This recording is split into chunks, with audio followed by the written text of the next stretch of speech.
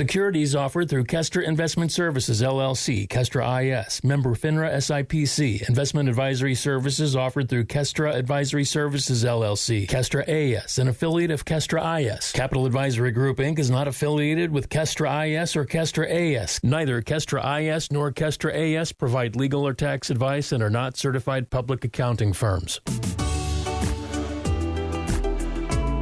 You work hard for your money. For the next hour, you're going to learn how to keep what's yours. Capital Advisory Group presents Keep What's Yours. Here is Josh Gilbert and Jeff Zufall. Hello and welcome to Keep What's Yours with Jeff Zufall. I'm Josh Gilbert, sitting here with Jeff Zufall, Senior Tax Strategist and Wealth Advisor with Capital Advisory Group. Hello, Jeff. Hey, happy Saturday. And we are talking taxes on a Saturday afternoon. I always say that. Raise your hand if you pay taxes. I do. Who's still doing their tax return because the extensions are due Monday? Yeah. Who's still doing taxes? Everybody has to pay taxes. Yes. And it's up to you to figure out, am I going to try to learn the tax code and tackle it myself, or am I going to call Jeff Zufall at Capital Advisory Group, who knows the laws inside and out, who knows the updated laws, who can tell you there are ways to keep more of your money. That's what we do on this show. That's why it's called Keep What's Yours. That's exactly why. And Jeff, let's be honest, they put things in the tax code for the super rich. Yes. Sure. They do. They got their own little section out there. So. Yeah, it's not even a little section. Well, it's kind of a big section, but it's the biggest section yes. for the super wealthy and the corporations. But they've also thrown us a bone as well. There's a little section for us. But the problem is, nobody knows where that section is and how it applies to your tax return. Like if I wanted to read the tax code, I guess I could just go on the internet. You could. And find it. IRS.gov. It will 15 minutes, I almost guarantee. It's the only thing I can guarantee you. 15 minutes, your eyes will roll back in your head and you'll start falling asleep. You know, I'm sure you go down to the library, maybe they have a copy, but it's... They used to, at least pieces of it, but you had to go to the main one. I think it was over off Lindbergh. Oh, really? Yes. Back before internet days that we knew how to use the internet to our advantage, you usually had to go over there to pull technical stuff and make copies of it. Wow. That goes back. Way back. I just made an assumption that the library had it, but they absolutely did. Yeah, you used to be able to get from the library. You could go get any tax forms you ever needed. Every tax season, they had the big brochure, the packets or whatever you want to call them, on the walls where all the different forms or the standardized forms were out there. I don't think they do that anymore. But that is the extent of what the federal government did for us when it came to telling us what's in the tax code. Here's the forms. Good luck filling them out. Yeah, good luck. You're on your own. We don't have time or bandwidth for that. They don't even have enough employees at the IRS. As we sit today, they do not. To answer the freaking phones. Phones, yes. I mean, you call the IRS, and it's like trying to get a hold of somebody at Facebook. It's worse. It's worse. It's worse. Yes. So the girls in our office will 2 days a week. That's their thing, 8 a.m. They just start dialing. They get in. Get 2 lines going. You are 150. Doesn't even say that. It just gives you some really funny music, and you sit there and wait. Yeah. And typically about one will start 8, give or take 8:15ish. Usually the phone will time out 3 hours, kicks you out. Oh my God! And then you just call back. Well, then they'll quit and they'll try it the next either Tuesday, Thursday, going forward. What a mess! I mean, this is the federal function of collecting taxes. Yes, this is our money. This is how we pay for roads and bridges and everything. And they don't even have the common courtesy to answer our phone calls when we call in. I don't think it's really common courtesy. It is the people that you do talk to. When you do get somebody on the phone, they're overloaded. I mean, they literally. What they call the Taxpayer Advocate Group, literally, I think that was in January of this year, quit taking on new clients. So that's if you did your return yourself, you have an issue, you reach out to the Taxpayer Advocacy Group, which is supposed to be for the people. They'll say, sorry.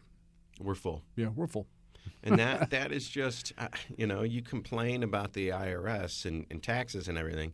That's my biggest complaint, is that they don't have the bandwidth to help us when we need help. Yes. So they've left us no other option than to go out and find a Jeff Zufall to do it for us. Exactly. Because, maybe if they did that 5 by 7 card. Postcard, yeah. Postcard in the mail. Your taxes will be easy. You just check a couple boxes and send the postcard back. Send it on its way with a big, giant check to go along with it. Oh, yeah. Don't forget the check. That will never come to light. Never. It will never. It will never do it. And let's be honest. Jeff is not going to D.C. and lobbying the Congress people to make the tax code as confusing as possible. But H&R Block is. Yes. And they have I'll admit, it's lobby groups. The lobbyists are pushing the issue. There'll never be a flat tax. It'll never happen. There's too much money. Again, follow the money. Yeah. There's too much money in H&R Block and Liberty Tax Group and all these people that are pushing. Every time the IRS puts a ruling out, it used to be where that every tax preparer had to take at least a minimum competency. Can't say that word, competency test. Yeah. That's perfect for our industry. IRS put it out there. We even signed up, paid the fee. H&R Block was able to come kill it. Kill it. Yeah, because they said that the IRS cannot make rules or laws. They just have to interpret the tax law. So the IRS says we want tax preparers to have a bare minimum. Just bare minimum. Competency to be able know to what 1 and 1 is 2. Yes. And H&R Block comes in and says, we don't want that. They blew it out of the water. Yeah, because dropped. We want to hire seasonal people off the street, Exactly. To come in and do these and just push the papers around. Yeah. So welcome to the lobbyist groups of America. and that, it's a shame. Yeah. And, you can be outraged at it. I am, but I have come to terms with it. Yeah. Maybe it's because I'm jaded, or maybe it's because, you realize that the way of the world. It is what it is. You're not going to stop it, so you just have to kind of swallow it and say, look, there are things out there that we can take advantage of to keep a little bit more of our money. It might just take a little bit out of my pocket up front. Exactly. To call Jeff and say, I want to hire you, Jeff, to take a look at my finances, to take a look at my taxes, not only do the tax preparation, the tax strategy, but while I'm here, let's do wealth advising as well. And that's what you guys do at Capital. That's exactly what we do. Advisory Group. And we're just being honest with you. If taxes could be on a postcard and it would be awesome. It would be awesome. And Jeff would be out of a job. I'd be out of a job. That's okay. We'll do wealth advising. But you can still do the wealth advising. But even my own personal tax return takes forever and ever and ever to do. And I'm usually the last one. I file, like the extensions are due Monday. I'll have mine done by Monday, 5 o'clock-ish. Yeah, waiting up to the wire because it's tough. It's tough. And I know it's no fun because I've got to personally do one myself for a business or a couple of businesses and personal. Yeah. So it becomes ridiculously stupid, but it's a necessary evil. And you specialize in small businesses. So Yes. if you're a small business owner out there and not only need help with your taxes, but need maybe a financial audit. Where am I bleeding money? Exactly. Where's it coming in? Where's it going out? How can we make this a little bit more profitable? We see more small business owners show up and basically they're living off of their bank accounts or their bank statements like, hey, I'm profitable because I got $500 in the bank.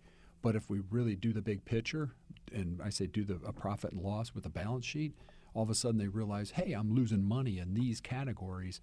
That's what we do. Yeah. Is actually walk you through it. It'll take a little bit to build kind of if you never had a profit loss statement generated for your business, but you need to know where your numbers are. You need to know where you're spending money, where maybe you could spend more money and double your money. That just needs to be done. And you don't know every industry, but you can see a flower shop, a farmer, a restaurateur, a bank, and they can come in and bring your stuff, and you can say, look, when it comes to distribution, you're losing money. When it comes to shipping, you're making money. When it comes to supply chain, all that, you can say this is where you're making money and losing money. Yeah. And then it's up to them to figure it out. They've got to go back. It's their business. Yeah. They know their thing. They'll go back and adjust what they have adjustments. To. And then we'll go from there. And then maybe 6 months, 3 months down the road, we'll sit back down again. Do it all over again. And again, not that this is a push for QuickBooks, but, I mean, a lot of people you could use a spreadsheet too. We do that on smaller businesses, but typically once business gets, I'll say more than maybe 30, 40 transactions a month, more help. You go to QuickBooks and then you go from there. And it's great once you know how to where to put the numbers in QuickBooks. So if you're a small business and you want a kind of a financial audit just to see, am I bleeding money somewhere? Exactly. Jeff can do it. If it's a shipping issue, well, it's up to you to fix it. Your industry, you know what and you can go Google what the norms are within that industry. You may be high, low, and everybody has a reason. You know. But at least you know. You know exactly where you sit. Where have I sprung a leak? Well, over here, and then you can go and patch that part up on your own. So Jeff can do that for you, and even when just a little guy like me with taxes, a dual income, we've got a small baby, we've got a rental property. You help us figure that out as well. Sit down, kind of put the strategy, the game plan together, and go from there. I always tell this personal story. You have set us up with an LLC. You have found a way that my wife can start putting money away tax-free into an account that pays for our son's schooling. Yes. So we are keeping $1,200, and hopefully this year we double it and we keep $2,400. Exactly. But it is financial planning month. October is financial planning month. Yes. And that's because open enrollment normally comes down at this point. We got the packet in the mail for my wife's work. Yes. So we'll have to crack that folder open and just see what's inside. And most likely we'll be giving you a call, Jeff, because we'll say, well, even my HR department is having trouble explaining this stuff to us. They know it, but they don't know the technical application to the individuals. Yeah. So long story short, the federal government, our Congress people, have written into the tax code a couple of bones for us to take advantage of. Take advantage of them and run. But they never told us about it, so it's up to Jeff Zufall, Senior Tax Strategist and Wealth Advisor with Capital Advisory, to incorporate those things into our own personal lives. 636-394-5524. We all have tax liabilities in some shape or fashion, but if there's a way for me to keep legally reduce it. Legally reduce my tax liabilities, whether it's for my small business or for my personal taxes, why not take advantage of it? Yes. 636-394-5524, and I'll just tell you, keeping $1,200, after we paid you to do our taxes and kind of help us out, we're still in the black. Yes. You're buying lunch with the savings. Yeah, I'll buy you lunch. I could buy you lunch every week for the rest of the year with the amount of money that we were able to sock away. Just don't tell my wife that I spent it all on on burgers. Yeah, that's all right. It is Keep What's Yours with Jeff Zufall. Got a bunch of stuff to talk about today. Losses. Are you looking? I mean, it's financial planning month. When you look at your balance sheet in your stock portfolio, do you have any losses there? Everybody, pretty much. Anybody that says, oh, look, we made money, I'd like to know what you're investing in, seriously. Across the market, and this isn't a plug to sell, the run, or anything, just across the market, the equity markets have been hammered. Bond markets, typically, if the equity markets or the stock market's getting hit, you go and hide in bonds and you ride it out. Bonds are down anywhere between 12 and 15%. It's a weird time. It's a really weird time. Another topic we're going to talk about, inflation. Yes. It's a weird time because we are in a recession, but it don't look like a normal recession. On the cover it doesn't, but it's coming. But again, so anybody that's opened a brokerage statement, look at your 401k, whatever the account is, looking at the losses won't make them any smaller. Yeah. So we'll tell you kind of what to do about that without giving out any very specific advice of which stocks to cut free. But, here's an overview of what to do about your losses. We'll talk inflation. The Fed meets coming up, I-bonds. It's all in this show. Oh, and your mileage rates. Are you counting your mileage for a tax write-off there? You got to keep track of it because the last thing you want to do is go in next April and say, hey, Jeff, I've got some mileage that I want to take. Okay, well, let me see your documents. Well, I just kind of have some fat finger numbers. Yeah. That's not going to do it for you. No. It is Keep What's Yours, the only show that I know of called Keep What's Yours that talks taxes on a Saturday on the Big 550 KTRS, where we can tell you that there has to be somewhere in your life that money's going out when it doesn't necessarily have to. Yes. Just about everybody that comes to you and brings 2 years of tax returns, a couple of paycheck stubs, you can eyeball it and say, well, we could do this right here, and that'll at least a couple options. Save you a couple $100. Yeah, and then there's other people we sit down, and it's literally, it sounds stupid, but the numbers are in the $30,000, $40,000 a year. A year? Yes. Yeah. I want to be in that tax yes. bracket where, but to think of all, if I can save $30,000 in taxes, how much am I actually paying? A lot. A lot. I'd gladly pay a higher tax rate if that meant I was bringing in you're making $1 million. Yeah, exactly. Yeah, my net would be positive. Yes. So have Jeff take a look at your stuff. 636-394-5524. Not a person out there, I don't think, couldn't benefit from just at least having a sit down, take a look, and saying, where if we can help you, we'll lay it out. If we can't, it's pretty straightforward. And we'd love to do your taxes, but we can't really save you anything. Yeah. But this is the time of year to really take a yes, peek. This is now, because you've got 2 more months left, to kind of fix things. Yes, if there is any issues, you do have 2 months to fix it. And you have a couple of months to jam some more money into your 401k. Yes. So we'll get into all of that just around the bend. It's Keep What's Yours with Jeff Zufall. Do you pay taxes? Well, then you better open your ears, because we'll be here talking straight to you right after this. Keep What's Yours continues with Josh Gilbert and Jeff Zufall.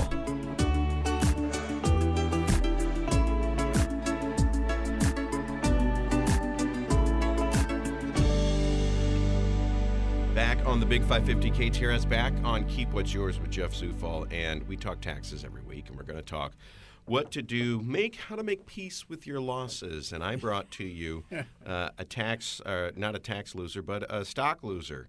Last time we chatted, and my wife stepped in, and she said, I want to keep it. So I wanted to dump it, but we'll get into that in just a second. I do want to mention this. It's October is financial planning month. We got paid here at the Big 550 yesterday, Jeff. Woohoo! And I just want to, I never looked at the stub. Yes. I have to. I picked up my paycheck yesterday. I wanted to bring it in today to kind of go over this with you. You have to look at your stub, because it does tell you everything. Everything, yes. I never knew that all of this stuff was on there. My Medicare tax, my Missouri state income tax, my Social Security, my federal. Yes. What's going into my insurance, what's going into my 401k. So stunned to find out how much is actually being taken out. But, yes. I look on here, 250 of that is going to my 401k. Exactly. 30 years from now, I'll be thanking myself. Hopefully that 250 is worth 750. Yeah. And you're like, thank you. 30 years from now. So my question is, I'm looking on here, year-to-date 401k. My personal situation is that we are kind of divested in a number of different things, and you should be. Yes, you should be. Think of it under the bucket theory, and the bucket theory is you have each bucket does its own thing, or it has its own purpose, and that's the beauty of it. We see people that put their head down, they jam everything into their 401ks. Yes, they have millions of dollars, but all it is in their 401k. That's it. Yeah. So I've got some in a 401k. I've got some in a Roth. Yeah. I've got some in a condo down in Gulf Shores that we rent out. So it's kind of like a little side business. Did you dodge the bullet on? Yeah. And I've got some in a brokerage account. So after taxes, we bought some stocks. Yep. Exactly. So we're divested in certain places, but I'm looking at here year to date in my 401k, I put in $5,000. Exactly. So a financial planning month, October is. I'm looking at that and I'm thinking to myself, well, didn't Jeff say that you could put up to how much a year? $20,500 is your contributory side. And if let's just say I make more money than I do. I don't. Full disclosure, I don't. But let's say I make more money than I do. I look at my October statement and I say, oh, well, I've only put $5,000 in. I can spend the next 2 months. You could put 100% of salary in for the next 2 months. Jamming it in there. Yeah, you'd have to function with no money. I wouldn't have any money, table, right? I'd have to figure that out. Yeah. I mean, that's all about budgeting. That's like, I can go home to my wife and say, let's budget. and find out how much we need for the next 2 months so that I could take the leftover Exactly. and just jam it into my 401k. Yes. It's the only way that money can get in there is through that paycheck. Through That's paycheck. it. I can't say, well, it's December 25th, it's Christmas Day, I'm going to open up. Well, we actually have a lot of money in my checking account. Can I write a check to my 401k? The answer is no. No. The answer is no, you can't. You can only do it as a function coming out of your paycheck. It has to come through payroll. And that's part, the federal government has given us this gift of a 401k. Exactly. There's a bunch of positives in there. But the negative is you have to work. Yeah. And you have to do it as part of your paycheck. As your pay comes in. Now, if you get bonuses towards the end of the year, you could allocate part of that bonus to your 401k or all of that bonus to your 401k. And even if you go over the $20,500 threshold and you're over the age of 50 or 49 and a half, you get to do an additional $6,500 as a catch-up provision. Because they're like, well, why don't you make up for lost time? Yeah. I didn't get started until my mid-30s. Yeah. So I'm going to need some extra help. So when you hit basically the year in which you turn 50, you get to start jamming that in there, an extra $6,500. And if you can do it, great. That's $27,000 a year that you'd be putting in towards retirement. And like I said, I have some different buckets that I'm putting money in. So, I'm not maxing out my 401k because I want to put it a little here, a little there, a little here.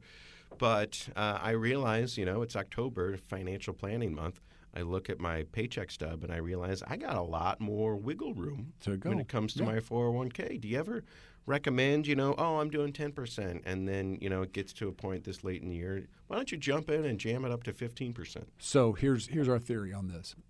We do that on an annual basis, and the trick is if you're doing 5%, 2%, whatever the case, the theory is don't try and jump it unless you get like some type of a bonus check at the end of the year and it's kind of out of sight, out of mind. Just come along next year or January 1 and raise it by 1% or 2%.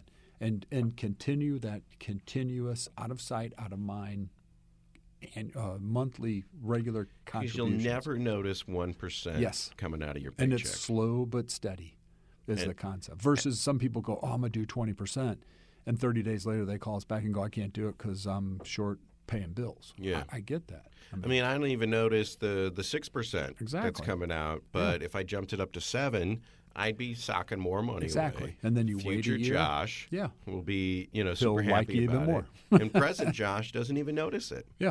And then the next year, make it 7. Make it 7. Then the next year year, after make it 8. Or maybe do it in 2% increments. And it'll get to a point where 10 years from now, I'll go, man, honey, I'm not making that much money. And then I realize, that's right. I'm working for jamming pennies. Yeah, I'm jamming it into my 401k. And that's the theory. Now, and again, that 401k, which we'll discuss later, you could do it pre-tax and you could do it after tax. So most employers today will offer a Roth 401k provision.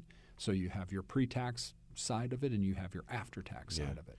So, And maybe we do that on a future show, is discuss the buckets to put it in, pre-tax, after-tax, Roth versus traditional versus, Jeff, I want to get into real estate, Yes. and make that, hopefully my retirement fund. Yeah. So there are certain things out there, and maybe we just spend a whole show going over them and saying the pluses and the minuses and why you need to kind of divest and be in different buckets. I guess my initial thought is, well, just in case one tanks, I'm still protected with the other hypothetically, ones. That's the diversity. But again, typically in today's market, we have the stock market down heavily. Bond market's supposed to offset. Bond market went along with it. So in this environment, because I won't say it's different, but it's just weird, everything is pretty much down. Sure. Well, let's talk about that. 636-394-5524. That's Jeff's phone number.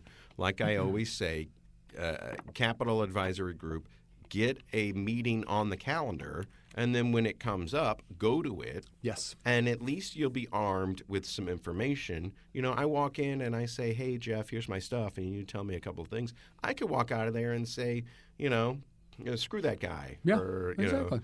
He doesn't know what he's talking about. Or exactly. He can only save me $1,200, and I want to save, $1,500. Yeah.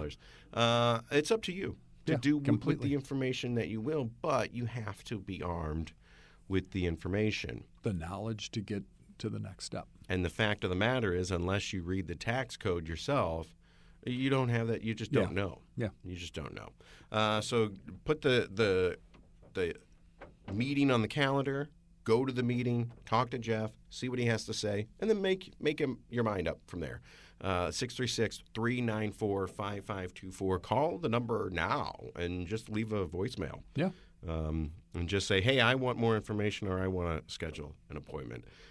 We do it, and we did our taxes, and then we go and see you just about every 3 months. Yeah. Just to kind of say, hey, how's everything This going? is where we're at. Here's an update. Here's the next step. All that good stuff. And open enrollment's coming up, Yeah. and so my wife really needs to sit down and kind of go over and say, what can we do? What should we do? And I'm in a low interest something or other. What can I, start saving my money in to make a little bit better profit? So let's talk about the losses, though. Yes. When you look at a stock in your portfolio and it is down, yes. What do I do? So most people will open their statement, look at it, or don't even open their statements, or even open the email if they have it paperless. The concept is this, is when you look at that, the question of the day, go back and look at your individual holdings. And when you get into like a regular common stock, when you buy a common stock, you should, when you get into it, have an exit strategy already put in play, which means, hey, if this thing goes up 15%, 20%, whatever, I'm out. I'll take my money and run. And if this thing drops by, 10%, 5%, I'm out. But the problem is most people will ignore the losses, and their attitude is, hey, it's going to come back around, and when it comes back up and I'm at break even, I'll sell it. There are stocks out there that it may take it a long, long, long time to come back to break even if they do. Mm-hmm. So that's the first step that you're looking at. So the question is look at anything. If you look at your statement, you're down. One, don't panic. Don't freak out. Yes, the market goes through these cycles. They'll go through it every 10 years. But stop and look at your holdings and say, why did you buy that in the first place? Yeah. That's the question. And then analyze it again and say, hey, would I buy that same stock or that same mutual fund or that same ETF today? Even though it's down, take that out of the equation. Would you still buy it? And if the question is no, sell it. Just get rid of it. Get rid of it. I mean, don't ever be emotionally attached, because the math on some of these calculations, and most people do not take this into consideration, they're like, oh, it went down 10%. What's it take for that to break even? It takes a lot more than 10%. Oh, yeah. Nobody pays attention to that. Right. So they're like, oh, it'll come back. So there's stocks that are down 28, 30, 35, 40 as we sit today. What's it take for that stock to come back? It might take a 50, 55% rate of return. Could it do it? And is that going to happen? Depends. And when will that happen? That's what you're looking at. Yeah. And so again, the theory on it is this and again, this is something that you do. It's called tax lot trading that you do towards the end of the year. And basically you would sell losers. The key is you cannot repurchase that same stock for 31 days. You have to sit on the sidelines and wait. Otherwise, your basis reverts back to where you started.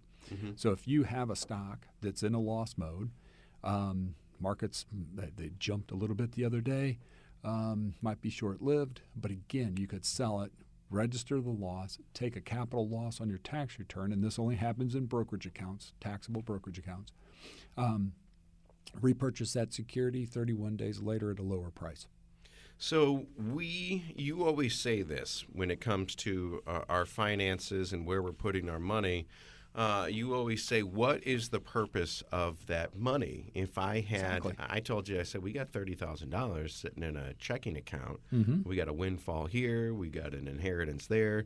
And you said, well, what is the purpose of that money? Are you wanting to keep it for peace of mind, just in case the roof blows off in that storm? Do you want to invest it? Do you want it to make money? Would you rather, have security, or do you want to do high risk? What is the purpose of your money? And I guess when it comes to our portfolio, when we open up and we see a stock with major losses, what is the purpose of that stock? Exactly. Why did we buy that? Why did you buy it in the first place? Answer that question. And then the second part is, would you buy it again exactly. At this Sitting price right now today, would you purchase it? Yeah. Do you believe in it? Yes. Would you purchase this? That's it. Well, no. It's like, then sell it and run. Take all emotion out of the equation. I'm looking at my fantasy team right now. Oh my gosh, I got Kyle Pitts. He's terrible. Yep. He's not. I drafted him high. And would you draft him again? It's the same. Absolutely not. Exactly. So why are you doing this with your? Yeah. So sell it, reset the deck, and there's an old saying in the business that basically says, cut your losses and let your profits run. So what it's saying is sell losers, keep the winners. So if it's something that's in that portfolio, now stocks go up, stocks go down. So when I say that, the losses, you could have a loser in your portfolio today, but it's still a good stock because it's just getting sucked down by the general markets. It will come back to life at a later date. So that's the question. So again, most people avoid selling a loser, and their attitude, we hear it day in, day out, and that is, we'll wait for it to come back to break even. And then I'll sell it. Yeah. Time value of money will tell you otherwise. I tried to do that one time. What was it? Some stock, I won't even mention the name, but I was like, well, once it gets to 100, then I'll sell it. Yeah. And then it never got there, and it tanked. Mm-hmm. And I would have made some good money, Sell it, reset the deck, and go on. So what's the difference if it's 99 versus 100? Exactly. It's $1 a share. Yep. Well, and then I lost a bunch of money on it. So, I hate to think of it like that, but you can't be emotional, right? You cannot take emotions into this. You have to look at it from a mathematical, or why did you buy that in the first place?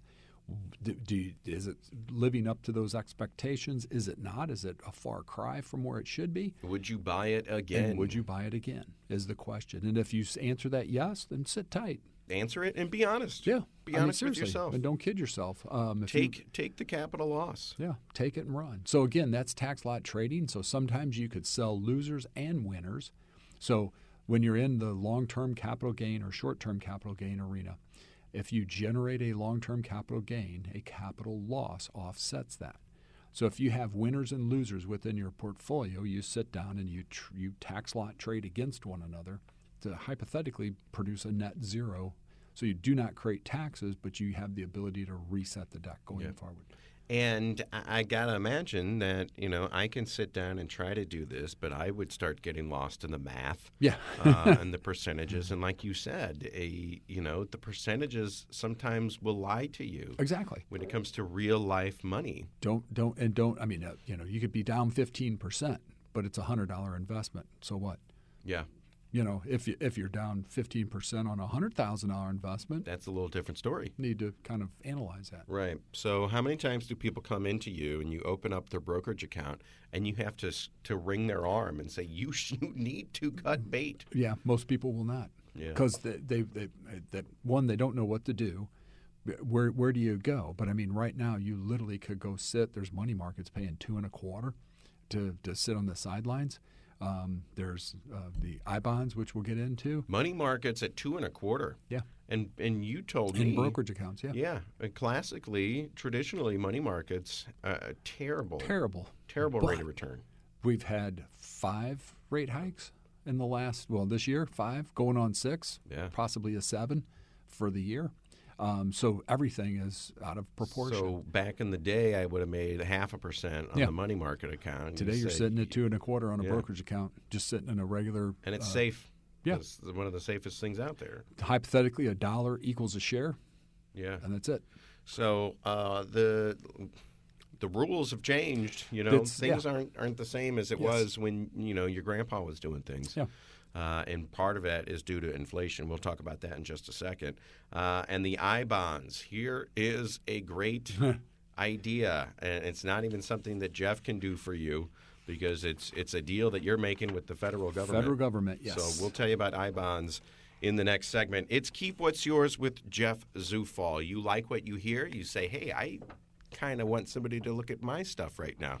Hey, I can't bring myself to cut stock and run and cut and run and it's at that stock and it was traditionally that's where Grandpa worked or whatever and I kind of look at it and think of Grandpa, but It's your money. If it's not performing, you gotta exactly you gotta reset dump. the deck. And again, you don't want to do this by a knee-jerk reaction where you open your 401k statement and go, "Oh my gosh, I'm down, 25%." That's the market right now. Yeah. And you're no different than anybody else out there. Everybody got hit. And it only works in a brokerage account. From a tax lot trading standpoint, only works in a brokerage account. But to analyze your holdings within a 401k, go, why did I buy this mutual fund? Yeah, same idea. But when it comes, the answer might be because it's the only one in that category. Okay, fair enough. But it also could say, hey, there's 3 of them, but why'd you buy that one? Yeah.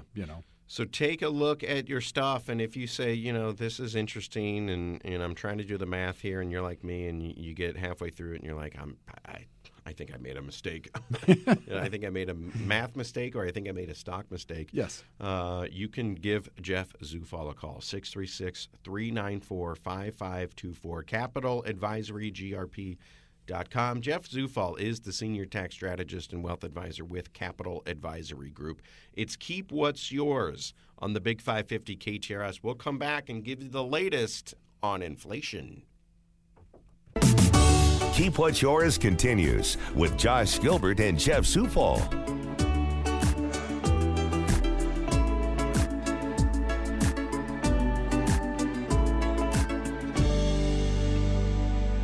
Back on the Big 550 KTRS, Keep What's Yours with Jeff Zufall.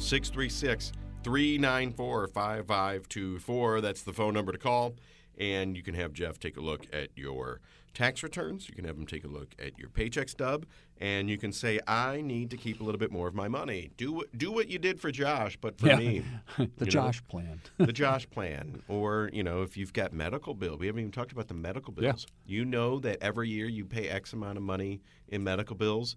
Start socking it away. Exactly. Into a tax. Is it tax-free, tax-deferred? It's tax-deferred or tax-deductible going in, tax-free when you use it to pay for medical expenses. So before the government taxes it, it goes into an account, and you can pay directly your medical bills with that. And essentially, whatever your tax rate is, 24%, you're saving 24% on your medical bills. So there's HRAs, which is what you guys have, which is a version of what you have in a sense.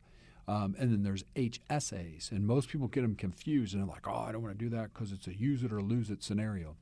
An HSA basically will file you for the rest of your life. Yeah. So if you put money into it, it's used to pay higher, medical expense. It has a high deductible plan. But typically the key to it is even if you rack up a ton of money in your HSA and you really don't use it, you took a tax deduction for it, and it follows you the rest of your life. Key is when you go on Medicare, you can use premiums, or you can use the premiums that you would pay Medicare. You could use that from your HSA. Mm-hmm. So it's perfect for that scenario. And theoretically, we are all going to have medical bills the older we get. Typically, the older we get, the higher they go. Yeah. You're lucky if you can make it to that and not really have medical issues. It'd be kind of nice, but the majority of population is not going to go down that path. Right. And it's at least something to look into. Yeah. Because if you can save 25% of your money, keep it. You're already going to pay those bills anyway. You're already going to pay for the school anyway. Yeah. So let the government exactly. Let them kick in a quarter of it. Yeah. So that's basically how it works. And if you say, well, how does that work again? Call Jeff. Exactly. 636-394-5524. He walked us through it. I feel like an expert now. I'm shouting at people, strangers on the street. Have you guys got an FSA? Did you do an HSA? Hey, at the Walgreens. They're like, it's Josh, run. Yeah. Are you paying every month for that? You should do an HSA. The guy giving out tax advice for free. Standing in front of Walgreens. Right. Looking like me. The cops show up. Inflation. Yes. What are the latest numbers? So, unfortunately, our inflation, it's down just a touch from our high, but we're still 8.2 for the month of September. It's not going away. Fed's raised interest rates 5 times. They've barely put a dead end to it. You've heard the inflation's at its highest point and it's now stabilized. Not necessarily true going forward. Not an economist, but looking at what's taken place, it's going to take a while for it to go away. Yeah. It just isn't. They're not going to raise rates and poof, it goes away and you don't have to worry about it. And I truly think, and maybe economists years from now will win Nobel Prizes because they've looked into what's happening to us right now and figure it out. Those Nobel Prizes just handed out this week. But I truly think that there are companies, corporations, landlords, everyone, car dealerships, everyone out there saying, well, they raised their prices, so we're going to do it too. So the companies and that concept. Not because the supply chain charges us more, not because this, not because that, but if they're raising their prices, we want to raise ours. We can too. Yeah. So, but again, you got to look at this one, and you never want to say it's different. I mean, seriously, because they're all the same. But in this arena, there's been we had COVID 2 years. Yeah. If you were a widget factory manufacturer and you saw your supply chain increase go up by 30 cents, you went by 70 cents. Yep. And it's pre-built in. That's why the inflation is as heavy as what it is Gas today. Is up because of everything that's going on in Ukraine, and maybe even wheat prices are Wheat higher. Prices are bizarre, but again, they say, how do you get it under control in a sense? And the Federal Reserve comes in. Sometimes they got to go sideways, which is what they're starting to do now. They realize that just raising rates isn't going to fix it. Yeah. So they go a little sideways. But some of the things out there, some of the metrics, we're still hitting our highs on the inflation.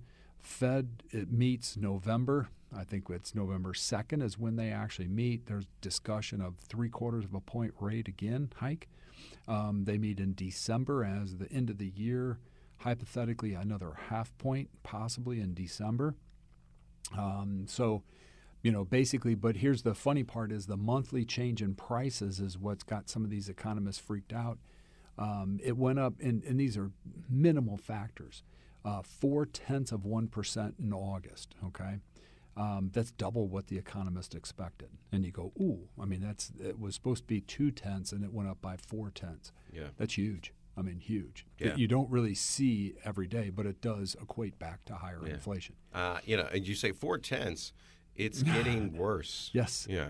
As we go. By only 0.4, well, that's still quite a bit. It adds up. Yeah. So rents are now climbing sharper than what they expected. Yeah, people are telling me that rent is crazy right now. So 7.2% through the year of September. You're seeing, like you were talking about, other services are becoming more costly. Pet care, dentists, you name it. And it's starting to worry the economists because they're starting to see just across the board everything is stepping up. Cars.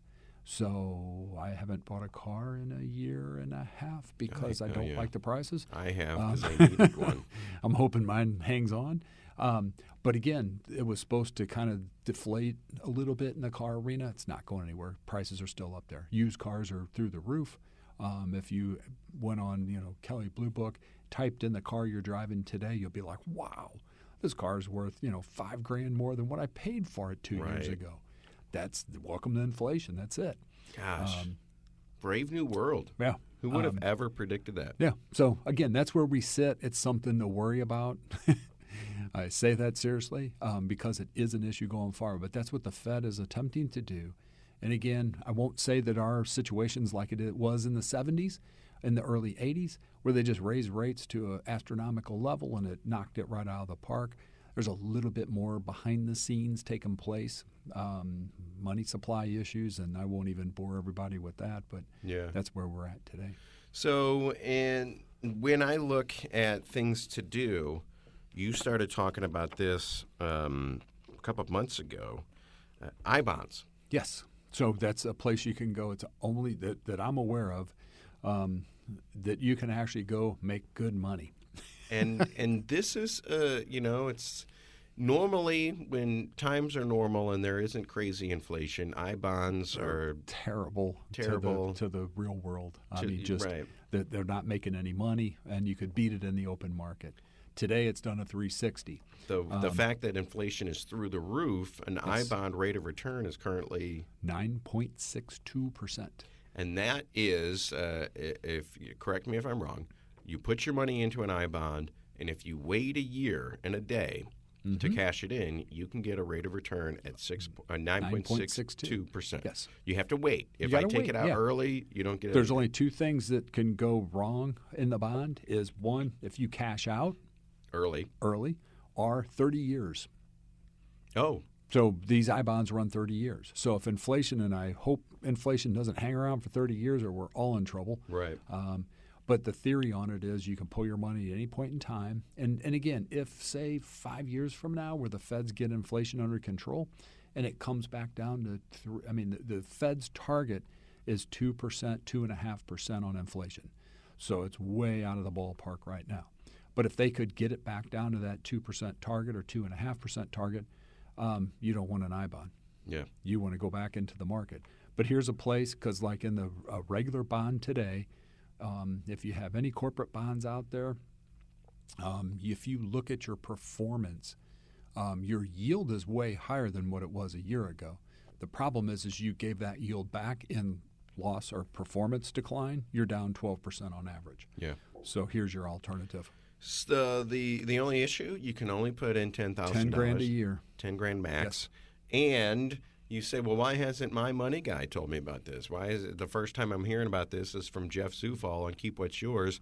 It's because this is a deal you make directly with the federal U.S. government. Yes. You don't get a commission on it. Nope. The money guys don't get a commission on it. You can't even, you could probably help us facilitate it, but I'm on my own. You have to go online, establish an account, send money.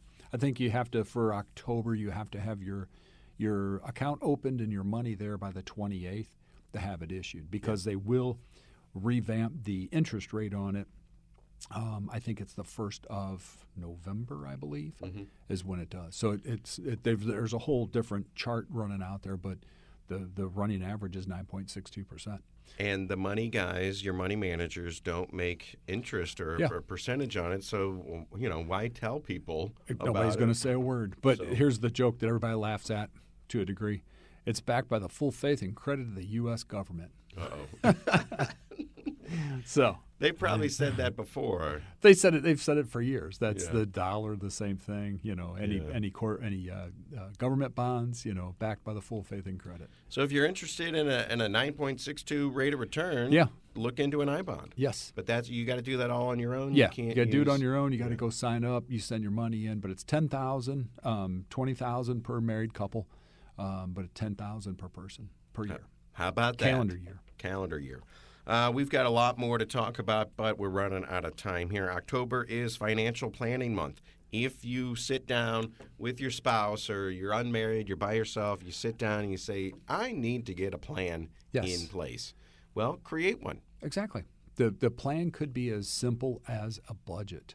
You would be stunned on the number of people that we throw this at and say, hey, do you have a budget? And they look at you and smile. They won't say yes or no, but they don't have a budget. They have kind of an approximation on what they spend, but if we say, write us a budget, they literally will take a pad of paper and write, well, I think I spend $100 a month for electric, and it's not I think, it's what did you spend. Yeah. So the key to it is go back over 3 different months. It doesn't have to be the same year. I mean, the streaming services that I'm paying for, I don't even know at this point what you pay for. Exactly. Yeah. I realized that, and again, I kind of did it. For us personally, we have a charter landline that we pay $20 a month for, $22 a month for. I don't think I've heard my home phone ring. I don't even know if it's hooked up. Is it even plugged in? I don't know at this point. But I paid $20 or $22 a month for that.